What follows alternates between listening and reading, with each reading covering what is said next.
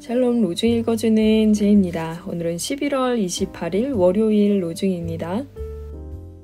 예루살렘아, 내가 너의 성벽 위에 파수꾼들을 세웠다. 그들은 낮이나 밤이나 더 이상 침묵하지 않아도 된다. 이사야 62장 6절. 우리에게는 더욱 확실한 예언의 말씀이 있습니다. 여러분의 마음속에서 날이 새고 샛별이 떠오를 때까지 여러분은 어둠 속에서 비치는 등불을 대하듯이 이 예언의 말씀에 주의를 기울이는 것이 좋습니다. 베드로후서 1장 19절. 깨어나십시오. 샬롬 하올람.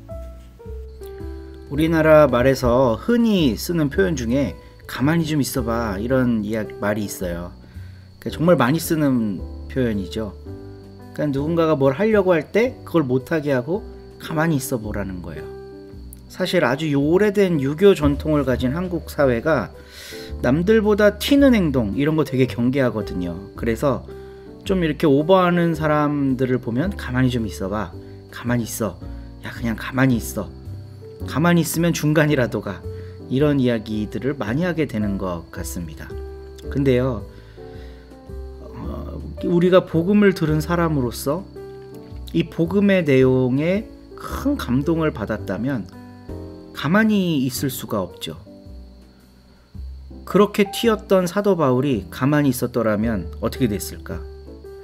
예수님의 12 제자들이 가만히 있었더라면 어떻게 됐을까? 그 로마가 다 통치하고 있던 그 세상은 가만히 있지 않았던 사람들 때문에 세계 역사가 바뀌었습니다. 그래서 우리 가만히 있어봐, 가만히 좀 있어봐, 가만히 있으면 중간이라도 가, 이런 이야기들을 우리가 이제 좀 고민하면서 이제 좀 덜 쓰면 어떨까 하는 생각이 들어요. 오늘 이사야서 62장 로중 말씀은요, 예루살렘이 재건돼야만 하는데 그 재건이 늦어지고 있는, 자꾸 지연돼 보이는 이런 시기에 사람들이 이제 좀 불평불만을 했을 거예요. 도대체 하나님이 약속했는데 언제 재건된단 말입니까? 이런 질문들을 했을 거 아니겠어요? 이런 역사적 상황을 전제로 하고 이사야가 예언의 말씀을 하고 있는 겁니다. 예루살렘아, 내가 너의 성벽 위에 파수꾼을 세웠다. 그들은 밤이나 낮이나 잠잠하지 않을 것이다. 주님께서 하신 약속을 늘 상기시켜 드려야 할 너희는 가만히 있어서는 안 된다. 늘 상기시켜 드려야 한다. 지금 세번역 성경 버전으로 다시 읽었는데요. 그냥 가만히 줄 때까지 기다리지 말고 끝까지 끈질기게 하나님께 그 기억을 상기시켜 드리라는 거예요. 그 다음 절인 7절을 보면 진짜 이게 웃지 않을 수 없는데요. 주님께서 예루살렘을 세우실 때까지 쉬시지 못하게 해야 한다. 또 예루살렘이 세상에서 칭송을 받게 하시기까지 주님께서 쉬시지 못하게 해야 한다. 이렇게 이야기를 하고 있어요. 하나님 쉬지 못하게 달달달달 볶아갖고 이 세상에 빨리 평화가 오도록 해야 된다. 근데 저는 이 이사야서의 말씀이 오늘 우리 그리스도인들이 해야 할 일이라고 생각합니다.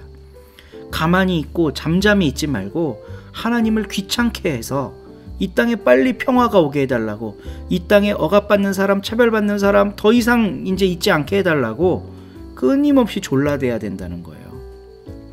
가만히 있어라. 가만히 있으면 중간이라도 간다. 이런 태도로는 그런 사명을 감당할 수가 없겠죠.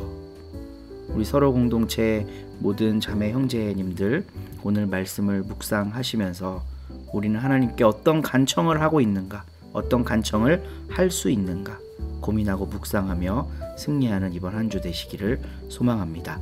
오늘 함께 읽을 새한글 성경 본문은 요한 1서 5장이고요. 홍승만 목사님이 낭독해 주십니다.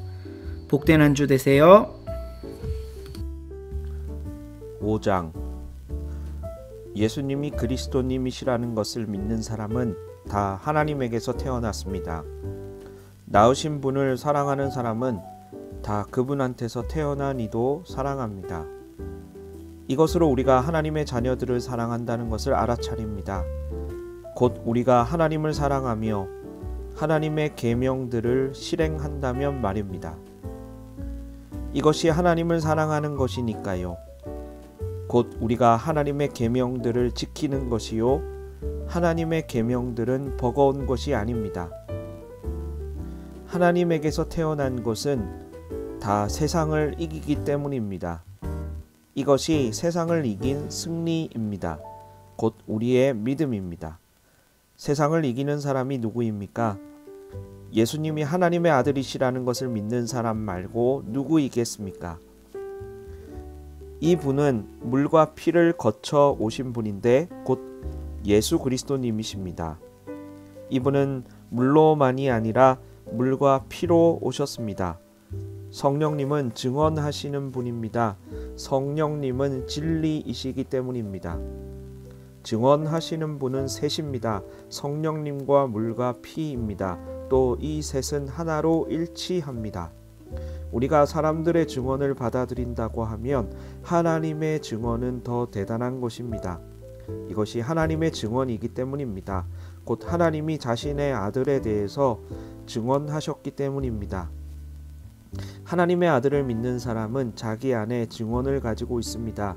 하나님을 믿지 않는 사람은 하나님을 거짓말쟁이로 만들어 놓았습니다. 그 사람은 하나님이 자신의 아들에 대해 증언하신 그 증언을 믿지 않았기 때문입니다.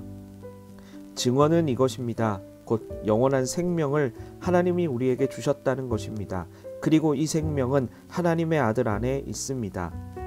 아들을 모시고 있는 사람은 생명을 가지고 있습니다. 그러나 하나님의 아들을 모시고 있지 않는 사람은 생명을 가지고 있지 않습니다.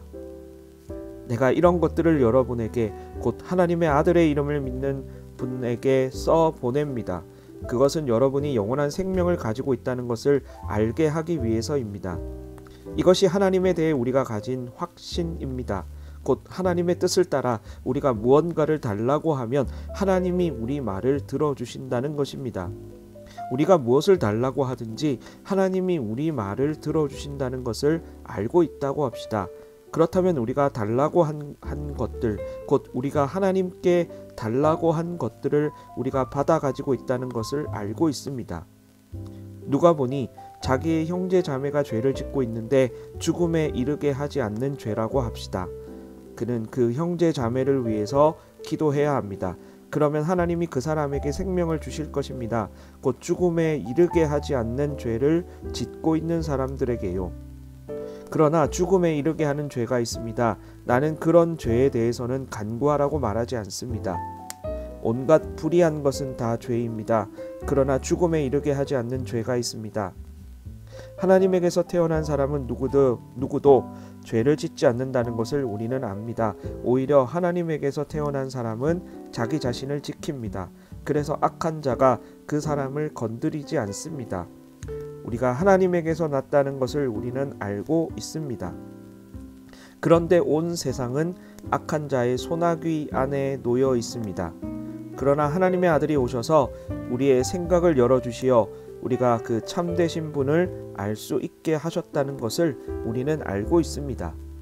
그래서 우리는 그 참되신 분, 곧 하나님의 아들 예수 그리스도님 안에 있습니다. 이 분은 참 하나님이시며 영원한 생명이십니다. 자녀 여러분, 여러분은 우상들로부터 스스로를 지키십시오.